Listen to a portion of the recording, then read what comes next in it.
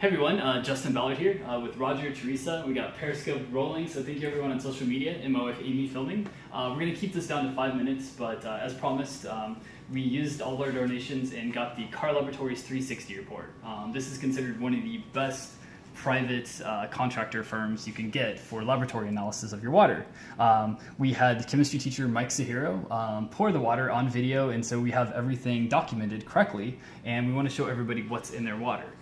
Now it's a 7-page report, so there's quite a bit, and to go through it in 5 minutes is going to be difficult, but just to quickly sum it up, the overall TDS, which is the, as Wikipedia would say, the total dissolved solids that are in the water, and this is a combination of inorganic and organic substances, come out to 568. And I'll be posting this on our website, cleanwaterplease.com, so check the website. We're just launching it now. Now, by having a 568, that no longer classifies it as fresh water. In fact, this is wikipedia.com, you can look it up yourself. It's considered now brackish water because it is over the 500 threshold. And the EPA guidelines say that water should not go over 500. Now, this is the water that's being poured in the fountains for the kids to drink, and this is what they're told to drink. But it's not even considered fresh water. That's pretty terrifying. Now, looking at the list, why does it have such a high level of TDS? Well, there's a very high level of nitrates. Then another thing that's really concerning on here is there's mercury. Now, I was looking at all these different reports, the EPA standards. I went on NIH.gov, and I started pulling everything that has to do with mercury. And, you know, is it something to be concerned of? And I thought this is pretty interesting. Now, when I got my calculator and I did the math, we're at a 77, and so the Puget Sound is at a 72. So we have a higher mercury content than the actual Puget Sound. And you know, everybody's being told now, don't eat the fish, the mercury levels are too high. Like, everybody's getting concerned about sushi, but yet our own drinking water has higher levels of mercury than the actual Puget Sound itself. That's really concerning. And since these are all ran by the EPA standards, I trust them completely, and that's why I'm doing this on video. But another thing that's really concerning is they're putting chloroform, and that's what they're using to kill the bacteria in the water. That's a good thing. I mean, there's viruses, bacteria.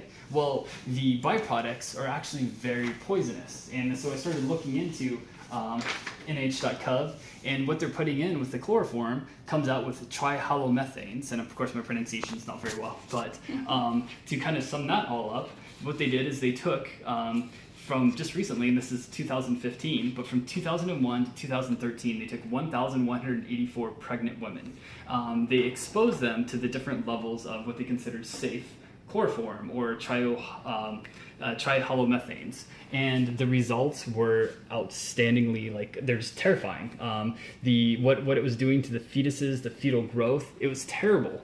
And this is what our kids are drinking at high levels. In fact, the overall trihalomethanes came in at 8.9, and the diblochloromethane came at 1.7.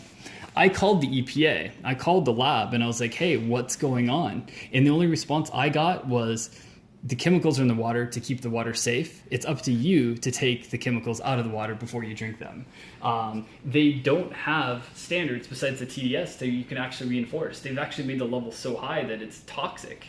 And so it's up to us. It's up to us to actually take it, and we're in charge of our health. We're in charge of making sure that we're not putting these horrible things that are causing kidney disease, liver disease, cancers, brain problems. Are we at the 4-minute mark now?